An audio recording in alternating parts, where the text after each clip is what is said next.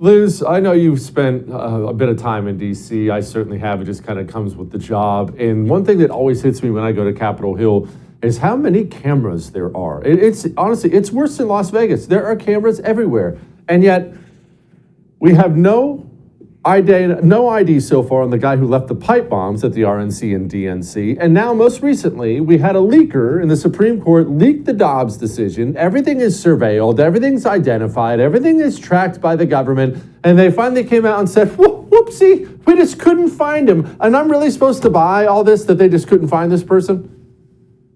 Do you believe it, Jesse? Because I got to tell you, I don't buy it. Yeah. I do not. I think they either know who it is, because it's not that difficult to know who it is. When this first came out, this Dobbs opinion was first leaked, we looked through, my team looked through I think it's a dozen clerks for these Supreme Court justices and traced back some radical leftist ideology, some pro-abortion activism, some spouses and girlfriends and boyfriends and husbands who work in the media. It's not that difficult to figure this out. So I find it very hard to believe, number one, that they don't know who this is. But number two, if they had any real interest in uncovering who leaked this, they would have conducted their investigation in a very different way. If you read the entire document that the Supreme Court released that explained that they couldn't find the person, you will note that they didn't even require affidavits from the justices themselves. So they didn't even question the principal actors in this institution, in the Supreme Court. They just ignored these people. And I'm sorry, I know we want to respect the Supreme Court as a quote-unquote apolitical institution,